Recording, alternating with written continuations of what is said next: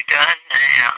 About it all the time. But I didn't. So why should we believe you? Because she was with us all in the billiard room doorway while Yvette was screaming. Don't you remember? But what I don't understand is why was the cook murdered? She had nothing to do with Mr. Body. Of course she did. I gathered you were all here together because you were all implicated in Mr. Body's dastardly blackmail. Did none of you deduce that the others were involved too? What others? The cook and Yvette? No. That's how he got all his information. Before he could blackmail anyone, Mr. Body had to discover their guilty secret. The cook and Yvette were his accomplices. I see. So, whoever knew that the cook was involved killed her? Yes. I know, because I was Mr. Body's butler, that the cook had worked for one of you. Who? You recognized Yvette, didn't you?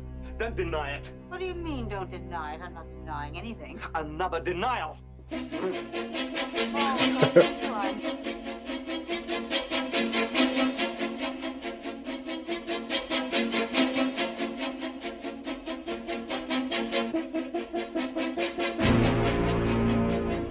Hello, everybody, and welcome to Clue Movie Podcast, where we break down the 1985 cult classic movie Clue, 1 minute at a time. I am a worse for wear the boat, Brad Gilmore, joined by General Jeff Smith. Jeff, how are we? Hello. We've been smoking cigarettes here at the Clue Podcast.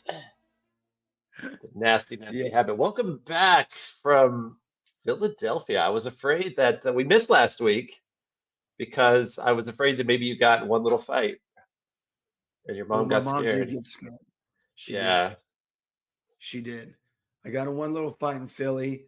You know, I saw a fight in Vegas. I don't think we've spoken since I went to Vegas, No, right? we have not. So No, I was- yeah, you've been on a tour of the country since our last podcast. Yes. Vegas one night, Philadelphia the next for WrestleMania, and now I'm back here at the Clue Movie Podcast with you. Yeah. Again, You my should go to your media Twitter to see where you've been. You left breadcrumbs. there you go. People can follow me around there. Literally, that's what you do on X. You Yeah. follow people. Brad. Hey man, look, we've haven't done this in a couple weeks. So in those few weeks since we last recorded, because people Yes. are up to date, but since we last recorded, we've had a couple reviews. Oh, I want to get to the reviews before we talk about that excellent minute 73. excellent. Okay. Yeah, before we Um, talk about Clue, let's talk about us and what people think of us. Yes. Okay, so like I'm gonna start with a Good. review from Alec Edmiston. Okay. Okay. Do you know Alec? Alec. No. Alec, we feel like we now know you because you Oh, good. left a review and now like we have this kinship. Alec Edmiston says, "This has been my absolute favorite movie of all time since I was a kid. I love watching it time and time again and finding little things that I may have missed in my previous watching. This is the only movie where I would want to go minute by minute and go through what is happening and how it all turns out in the end. Thank you," with an exclamation point at the end. Wow. It's not bad. We do know Alec now. Thank you, Alec. Alec, we feel like friends. Now, You're welcome. Alec was very positive. Okay? Good. Well, the way you say that makes me think the next one is going to be even more positive because I'm very good at picking up clues, context clues, and solving mysteries. So I'm sure you've definitely led us on the path that I'm going to feel really good about what we do and Clue the Movie Podcast with the next one you review in your raspy voice. So be my guest. Let's get the self-esteem going Okay. today, Brad Gilmore. I'm Oh. never wrong about these kind of things. Love the optimism. Yeah, it's rare. Excuse me. It's very rare. So hopefully this doesn't backfire on me. So this review is from Melinda M. Yeah. 113. All right. So we got alliteration too. MM 1 2 MM. 3. One, It's 113. amazing. That's 113. I thought it was 1 2 3. I was gonna say that's the same code as my luggage. Okay. The title of the review starts like this: Such a great idea. Okay. Great. Okay. That's how this all started. A great idea. However, there's a comma after the idea. Right? Oh. And it says such a great idea, comma, Uh-huh. too many side discussions. Okay. Here's the thing about side discussions. I'm just kidding. Go ahead. Yeah. Sometimes you need to, sometimes you need to talk about things on the There was side. an episode of Seinfeld where they talked. Do you remember when he went to California because Kramer wanted to be an actor, Yeah. and they had a lot of little side things, and it didn't really stick with the A story, which whatever that was, who knows? Sometimes the B story is even better. But go ahead, Melinda. Yeah, I agree with you. Too many the B side story is stories. better. The side stories kind of Yeah. get you into a fun thing, like when the bus boy lost his cat in Seinfeld. Remember that? Oh, Really wasn't yeah. the main thing. The main thing was Right. Elaine's boyfriend that she wanted to break up with, who was living Yeah. with her. Okay. Right. No, you ran into me. Yeah, exactly. Clue. Early Yeah, here's a episode. Very review. good episode. Oh, back to Clue. Yeah, that's true. We should probably stick with Clue. Okay, go ahead. Here's a review. Clue has been So my passive favorite aggressive. movie ever since I was about 6 years old. Mhm. Okay. I was so excited to see this podcast, and it is a truly excellent idea. Now we could stop the review there. Why don't we? And No. then it goes, however, Back to the however. I've listened to many episodes. I wonder what And that I'm really means. disappointed that they spend 10% of the time talking about Clue and the rest of the time going down crazy rabbit holes. They go so far off topic that I don't even remember how we got there. The documentary was great, and this podcast You could could have stop right used more. there. Okay. Melinda, All right. Melinda, you know what, Melinda? Yeah. You're entitled to your opinion. We appreciate your listenership. And guess Not what? wrong. Guess what? You're not wrong, but this is the show. And we're And not, we're gonna not change it. changing it. That's That is a line not from Clue. Okay. Well, I mean, yeah, she's right. And here's the thing. I think in the early, I wonder how far she got, because I think in the early episodes we did fight. At least I know I did. Fought with full force, trying not to go down tangents. They would kind of happen, and then like, oh no, we're not talking about Back to the Future or Seinfeld or pro wrestling. The usuals, the usual suspects, Yeah. Muppets, the things that we tend to go down. And then it was like, we got to be just who we are. And I think a lot of people that are fans of Clue, it's like you said the day we met, Brad Gilmore, people that are fans of Clue are fans of other things like Fletch, like Back to the Future. So I think it'd be weird. I don't even know what a just totally focused on Clue podcast would be. Because they're especially doing minute by minute, because there are some minutes where we go, yep, that was good. And that's the same set that we talked about over there and the back of the study. And it's the same cast that we talked about. And but so many things, especially with a cast like this that have done so many other things. Usually that is kind of where the tangents start. Back to the Future comes up a lot for two reasons: 1985 and Christopher Lloyd. Cool. So I don't think I feel like I'm being defensive, and I'm not, because I agree with her. But we also, several of our good reviews have been love the tangents, because I think most of the people that listen to our fabulous podcast are like-minded, and maybe they're not pro wrestling fans or Seinfeld fans, but we go down so many rabbit holes that we will get to something else that you like besides Clue. And that's also why you can listen to a podcast at 2.0. Yes. And the thing is I think the reason why side conversations come up, this is a side conversation about side conversations. Yeah, this is meta.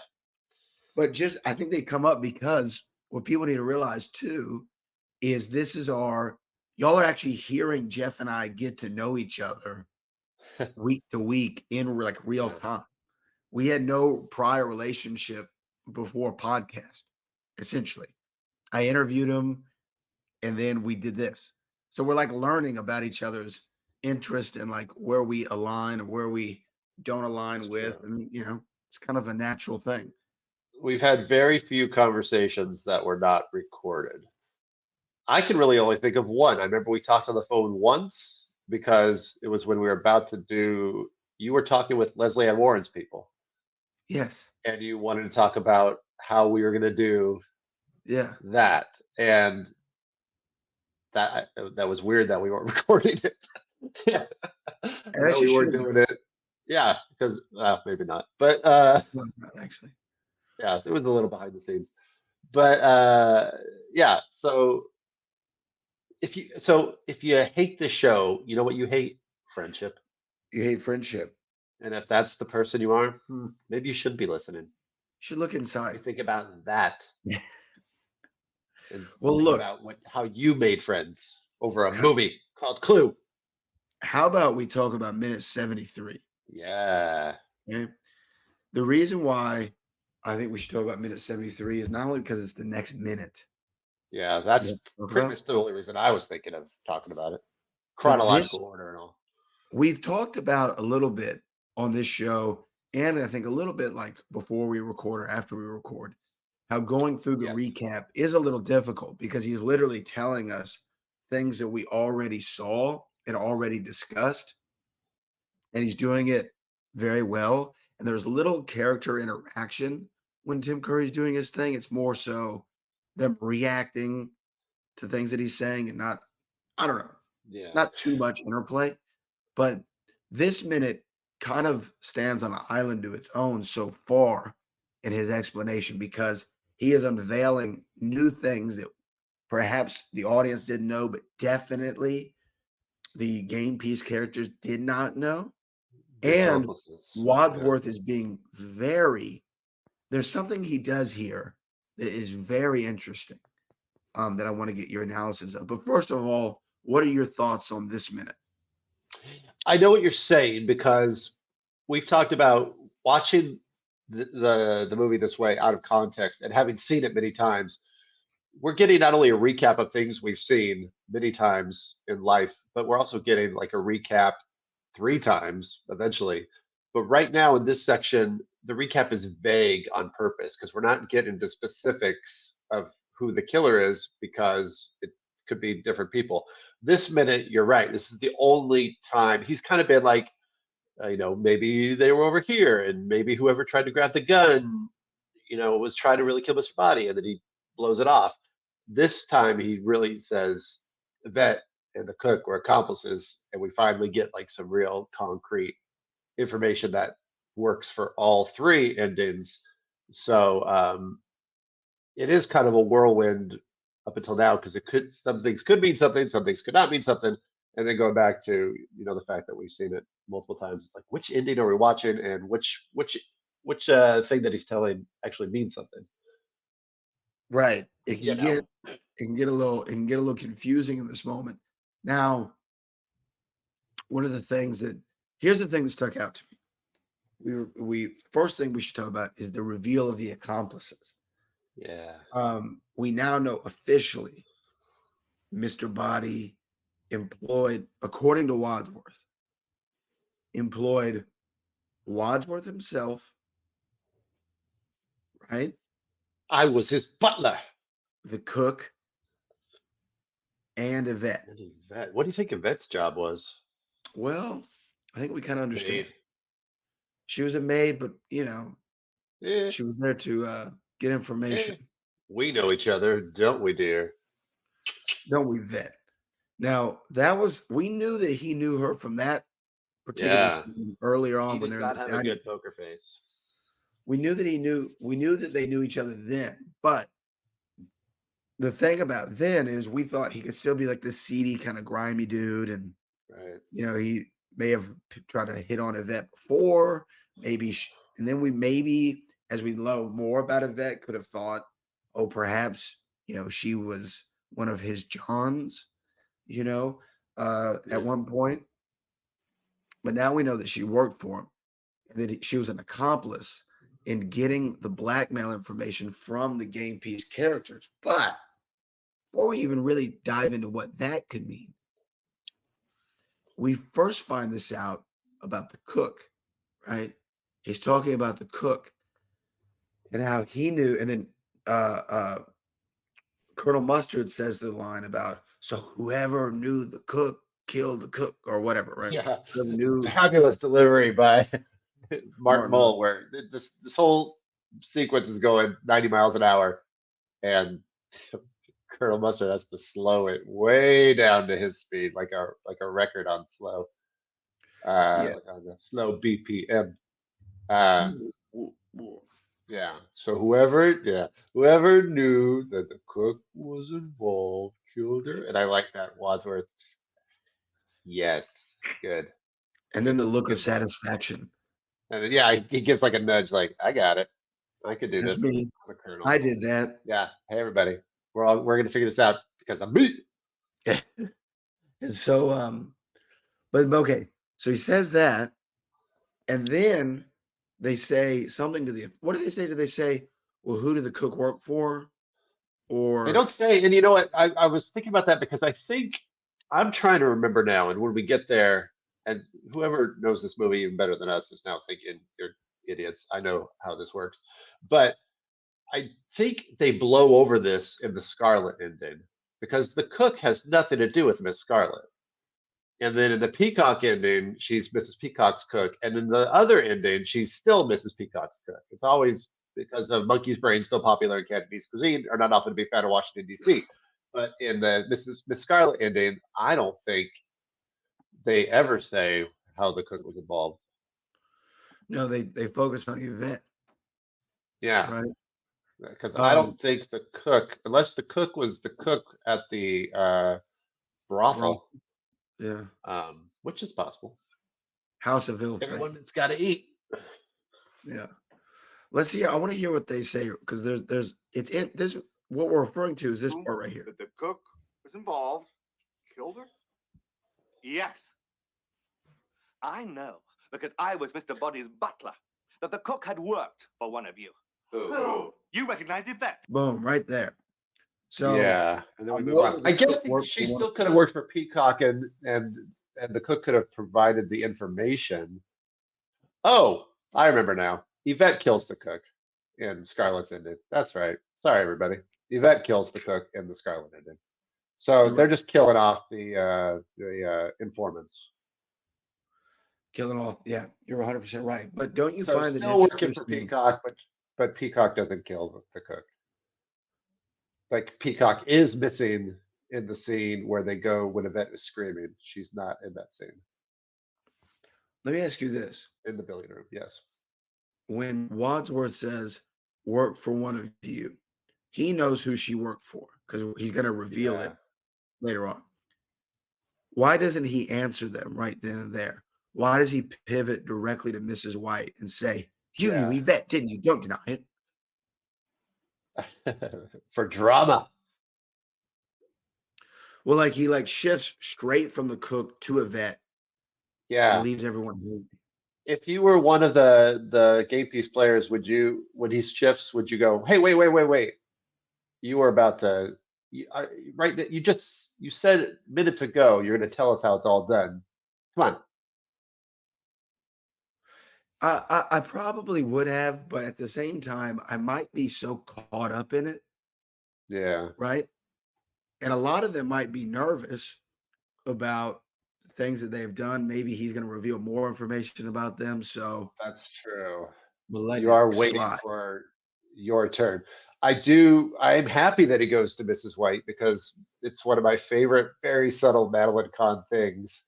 When he says another denial, and she just raspberries him. Just, yeah, that's her retaliation. And then immediately in the next minute, she will admit to knowing that that's all it took.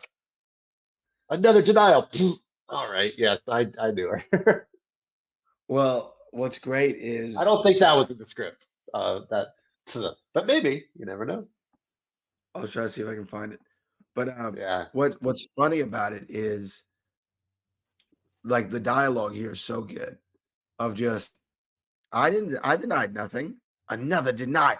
You know, like Yes. I just I loved it. denied nothing. Another one. Yeah. And I'll say this just from a appreciation of the diction of Tim Curry.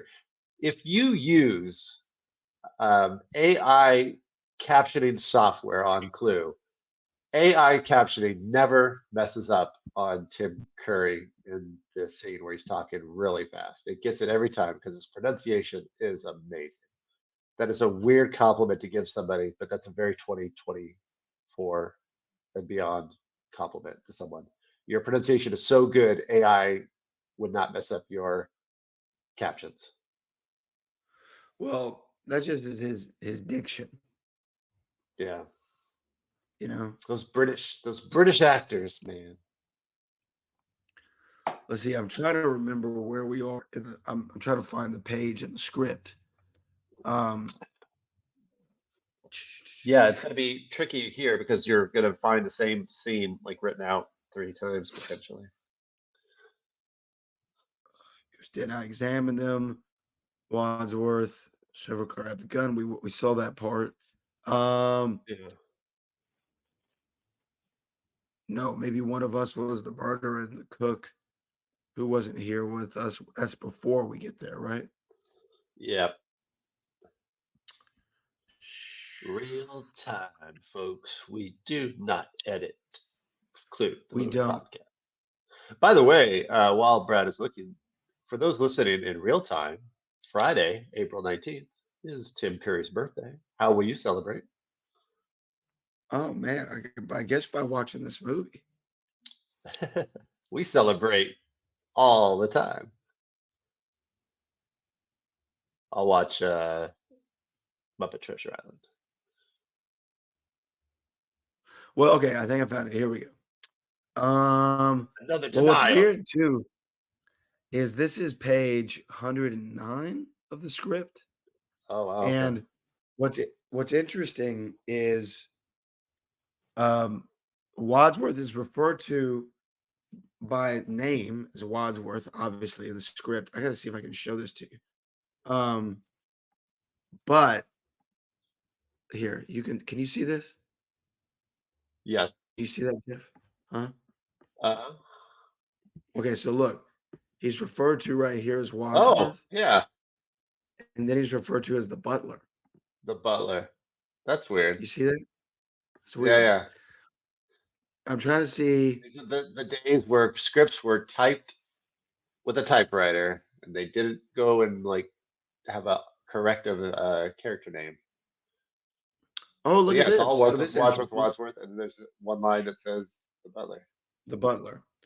So Yeah. look, he says, "Of course she did. I gathered you all here because you were all implicated in Mr. Body's dastardly blackmail. Did none of you deduce that the others were involved too? Mrs. White, what others? The butler, the cook, and Yvette? They're all amazed. All no. And then, so this the scene's a little bit different. Wadsworth, that's not true. One of you did it. And that's how he got all his information. Before he could blackmail anyone, Mr. Body had to find out their guilty secrets. The cook and Yvette were his accomplices. Colonel Mustard, I see. So whoever knew that the cook was involved killed her. Wadsworth, yes. The cook had worked for one of you. I know because I was Mr. Body's butler. All. So who was it? Wadsworth, aha. So this changes. Professor Plum, I have an idea. They all look at him expectantly. Could it be a repetition of the Vermont headless corpse murder? That was also a stabbing. Mr. Green. What? Let's see. Who could stab a headless corpse? Wadsworth. Stabbing a headless corpse would seem to be a classic example of too little, too late. Professor Plum keeps his temper in the face of intense stupidity. Professor Plum, no, you misunderstand. First, it was stabbed. That's how it became a corpse. Wadsworth, are you trying to distract me from revealing the truth, Professor? He stares at Professor Plum keenly. So do the others. Professor Plum, certainly not. But Mrs. White knew Yvette, and Mrs. White's husband had also been decapitated, had he not? He looks accusingly at Mrs. White. They all look at Mrs. White. Wadsworth, I see. And he turns to Mrs. White. And you recognized Yvette, didn't you? Don't deny it. What do you mean, don't deny it? I'm not denying anything. You just did. Mrs. White, what? Deny it. Deny what? Deny the denial. Mrs. White, hopelessly confused. What? Wadsworth, even more helplessly confused. What? Mrs. White, emotionally, look, it's true. I knew Yvette, my ex-husband, had an affair. Okay, so that's where it gets to the next minute. That is so there's no dramatic. raspberry, but very interesting. Talk about, Melinda would hate that. Talk about a rabbit hole that Professor Plum tries to distract everybody with the stabbing of a headless corpse. But it now makes sense why attention is turned to Mrs. White, because Professor Plum stopped the cook conversation, which is weird because he had nothing to do with the cook, but decided to throw the attention over to Mrs. White, and it worked because even Wadsworth got confused for a second. So there's a story from the Vermonter.com that said in 1830, a mob of 300 men raided the medical college in Castleton, Vermont. After breaking in, they discovered the decapitated body of a woman, as well as a student attempting to smuggle out another corpse. The dean of the college surrendered the missing head to avoid arrests. Huh. You think that's what he's talking about? Maybe, but it probably wasn't Mrs. White, because you said what year? 1830. So that's way before. Over 100 years before the moments of Clue. What a weird little nugget of info that Professor Plum just has in his hip pocket to throw out in the middle of nowhere. Okay, that is a good omission. Well done, Jonathan Lynn, writer director. You like that cut from the script? I think they should cut that out. Yeah, that's weird. I think it's weird, and I think it just prolongs the scene when it doesn't need to. Yeah, the momentum dies for a weird thing that probably, unless there's some weird payoff at the end where a headless corpse suddenly appears and like, it was me in the basement, then yeah, odd. Speaking as half of the duo that goes on weird tangents on this podcast, that's a weird tangent, Professor Plum. But apropos to this particular episode where we defend tangents, I can't defend that one. It's kind of an indefensible tangent. Yeah, that's where Melinda's right. And then when you look at headless corpses in Vermont, like they're all about this 1830s thing. VTdigger.com. It's probably better that there's one instance than oh no, we've got so many headless corpses being stabbed though after the fact. But that's kind of like a line like he threatened in public to kill me. Why would he want to kill you in public? I think he meant threatened in public to kill her. Why would you stab a headless corpse? I think it was headless after it was stabbed. Right. It's one along those too many lines. times to that well. Yeah, I agree. But interesting. I'm sure if I had Jonathan Lynn on the phone right now and say, tell me about the headless corpse tangent of Professor Plum in Act 3, he would say, I have no idea what you're talking about. I do not recall. I agree. But there you go. That's very interesting. That's why I like it when you go to the script. There's always something. I don't think we've ever gone to the script and said, oh yeah, it's exactly how they did it. No, it's always slightly different in some regard. This one that's why it makes sense that it's like page 100 and something, because when you were looking for it, I was going to say, check like 80. But all these extra little moments that are in there, this is a long script for a 90-minute movie. Also, I want to show you this and tell me if this is like, and I might have asked you this already, so forgive me if I have. Is there a reason like you put? Is there a reason you put dashes between each word like that? Is that so? What we're looking at is a line of dialogue from Wadsworth, and between every word there's a dash. So it says, "And Mr. Body had gone. Then Mrs. Peacock went to the loo. And Miss Scarlet opened the envelope and found some negatives and admitted she was concerned with them, and Colonel Mustard tried to snatch them back. So in the script, there's a dash between each word. And I think that is there just to point out that there's a rhythm to it, like a rat-a-tat-tat-tat. Because normally, and show it, just looking at it, you kind of get that feeling. It's almost like music in a way, as if you're writing out like notes, like what drummers would have, not actual notes, but what sheet music looks like for drummers. It definitely suggests that there's a rhythm to it. I think that's why that you have dashes there. Okay, that makes sense. That's my guess. I was just wondering if it makes sense to That is me. unusual. Was there something else from this minute you wanted to talk about? No, but I would love. No, I'm just kidding. I was going to go off on a tangent, but I think we've done that plenty. This is a good minute. Yeah. We're getting like, I'm excited to get to the different endings, and we're getting closer. Eventually, those lights are going to go out, and when the lights go out, that's when the cut was made to switch over to the different endings. Sorry, I didn't mean to frighten everyone. You're a bit late for that. You're a bit late for that, Jeff Smith. Another episode in the books. Yeah, are you going to do something to try to take care of this voice of yours, good sir? Yeah. What are you doing? I wanted to do multiple episodes today, but my voice is not holding up like at all. It's gotten all right. worse throughout. That just means I get to see you sooner than next time, because we only talk for when people are listening. I know. It's the only time we get to catch up. It's a good thing we worse. have. Yeah, that's fine. You should have had me read the script. But I will say this. Here's a tease. It's a good thing that we're already talking about what the next podcast will be when we get through Clue, the movie podcast. It's already been decided, folks. There will be another one. And spoiler alert, not only will there be tangents, to me it sounds like tangents is the format. So hang on. Melinda, you will not be following us to the next one, and that is quite all right. Maybe. So I will say the idea of the podcast came to me in the middle of the night in Las Vegas. I was watching a movie, and I don't want to tell you what movie it is because it's going to play into the podcast, but I'm watching a movie, and I literally had this thought in the middle of the movie. I go, I wonder if Jeff's ever seen this movie. I thought this while I'm watching it. Yes. And then I'm like, I bet you he hasn't. And then I go, that would be like a fun thing to talk about. And then boom, boom, boom, boom, boom. All of a sudden, I'm like, wait a minute. I got an idea.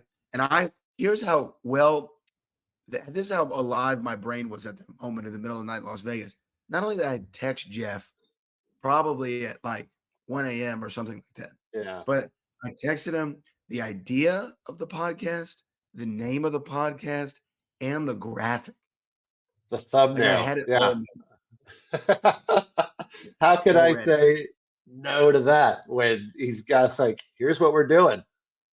And fortunately, it's a very good idea. It would have been very sad to say, what else you got?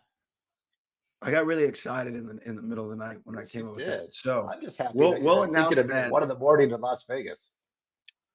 Hey man, could be thinking about much worse. That's true. I don't know what that meant actually. As we get toward the end of this show, I guess we'll reveal the next show. Yeah. Right. You got to segue. I mean, Howard Stern was on the air on terrestrial radio for like a year and was already talking about Sirius XM. So we'll get there. We're building it up. Yeah. We're building it up. But Jeff Smith, we'll stick on topic until then, folks. There's a lot more Clue to talk about. Well, we can't. And happy birthday, Tim Curry, 19th, April 19th. Happy birthday to Tim Curry. We can't let the tangent-loving people down, but we also don't want to step over the line of the non-tangent loving people. So we walk a fine tightrope in this podcast. Jeffrey, thank you as always. Thank you as always. Suffering through this. Don't talk for the rest of the day. I know you don't have anything else going on that involves your voice ever. So that should be, it's his life, folks. This is like the worst for Brad Gilmore.